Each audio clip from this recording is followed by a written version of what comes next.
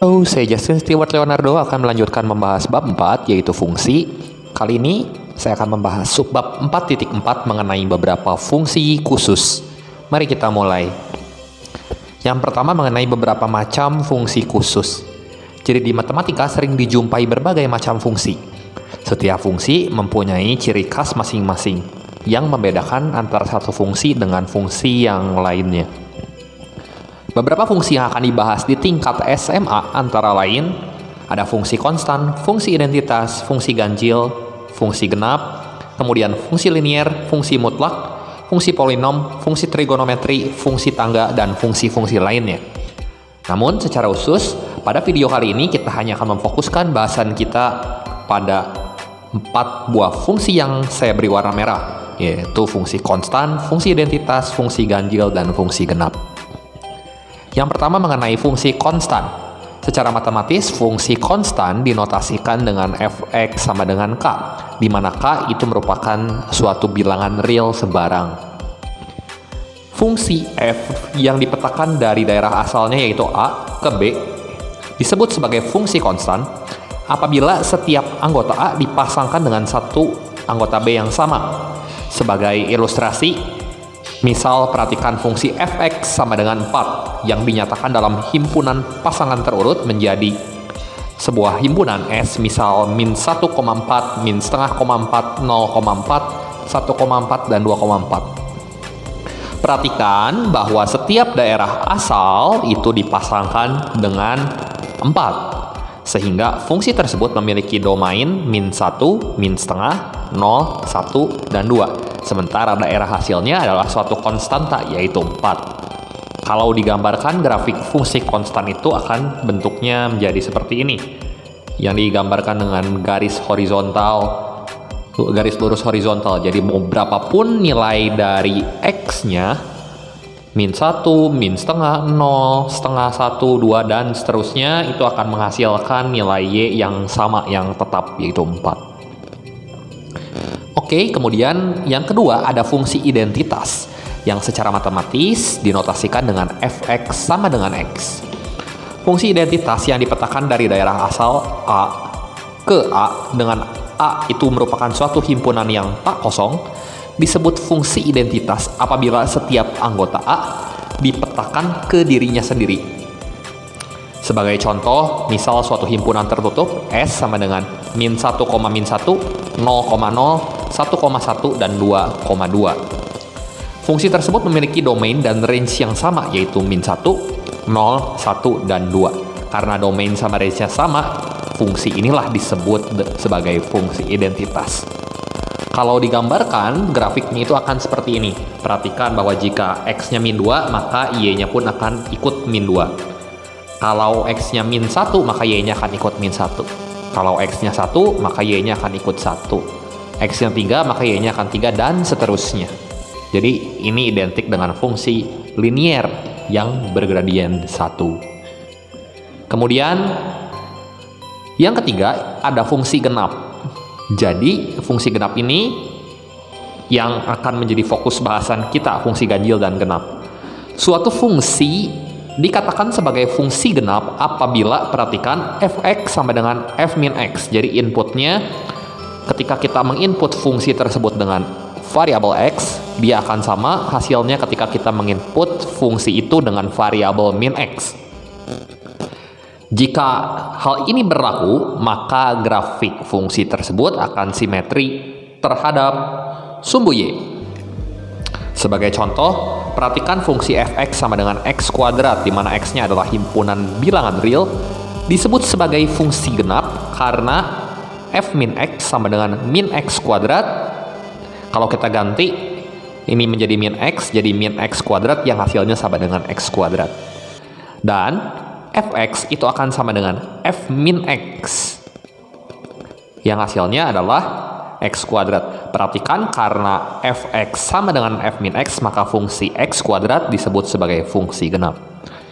Contoh lainnya, misal fungsi modulus atau fungsi mutlak. Fx sama dengan mutlak dari x untuk x himpunan bilangan real disebut sebagai fungsi genap karena f min x sama dengan mutlak dari min x yang hasilnya juga sama dengan mutlak x. Kemudian fx di sini akan menghasilkan hasil yang sama dengan f min x, yaitu mutlak x, yang sama dengan mutlak x hasilnya. Karena fungsi fx sama dengan f min x, fungsi modulus pun disebut sebagai fungsi genap. Kemudian yang berikutnya ada fungsi ganjil. Fungsi ganjil di sini merupakan kebalikan di fungsi genap. Jadi suatu fungsi dikatakan sebagai fungsi ganjil apabila f min x, kalau kita ganti inputnya dengan min x, maka ini akan menghasilkan hasil yang setara dengan min fx. Grafiknya itu akan simetri terhadap titik asal. Titik asal, titik yang dimaksud adalah titik pangkal koordinat, yaitu 0,0. Sebagai contoh, misalnya grafik fungsi fx sama dengan x pangkat 3, di mana x-nya adalah himpunan bilangan real.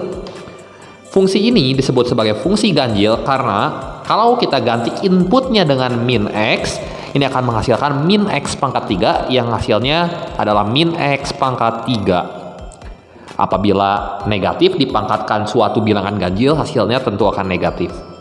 Dan untuk fungsi fx ini akan sama dengan x pangkat 3. Kalau fungsi fx sama dengan x pangkat 3, maka hal ini akan berlaku min fx, yaitu kita tinggal tambahkan minus di depan, min x pangkat 3. Perhatikan bahwa bentuk atas dan bentuk bawah sama.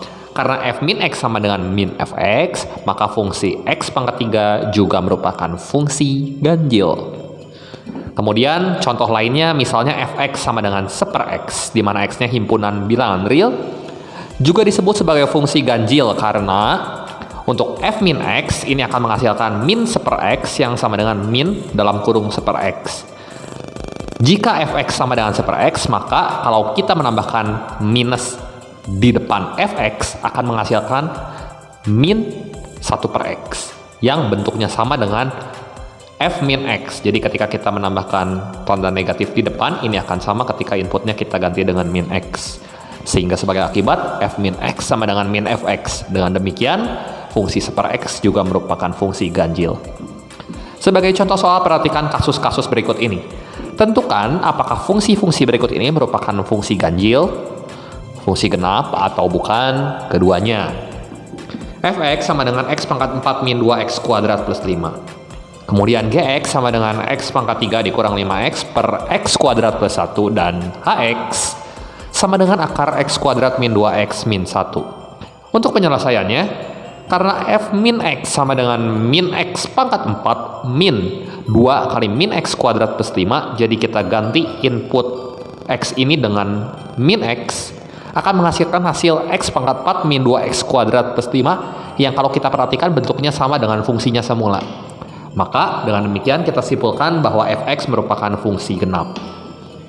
Kemudian yang kedua, perhatikan fungsi gx yang sama dengan x pangkat 3 min 5x per x kuadrat plus 1. Kalau kita ganti input x di sini dengan min x, jadi g min x ini sama dengan min x pangkat 3 min 5 kali min x per min x kuadrat plus 1 akan sama dengan min x pangkat 3 plus 5x per x kuadrat plus 1. Perhatikan bentuk yang x pangkat 3 plus 5x per x kuadrat plus 1 ini sama dengan gx. Sehingga sebagai akibat, hal ini akan menghasilkan nilai yang setara dengan min gx. Oleh sebab itu, gx merupakan fungsi ganjil. Kemudian untuk bagian C, akar dari x kuadrat min 2x min 1. Karena kalau kita ganti input dari x ini dengan min x, jadi h min x sama dengan akar min x kuadrat min 2 kali min x min 1 sama dengan akar x kuadrat plus 2x min 1. Karena tanda ininya plus, x kuadrat plus 2x min 1 ini berbeda dengan hx ataupun min hx, maka dengan demikian kita simpulkan hx bukan fungsi genap ataupun bukan fungsi ganjil. Oke, demikian pembahasan kali ini mengenai beberapa macam fungsi khusus. Berikut ini ada soal latihan yang bisa kalian screenshot untuk dicoba dikerjakan. Terima kasih atas perhatiannya, sampai jumpa di video saya yang berikut.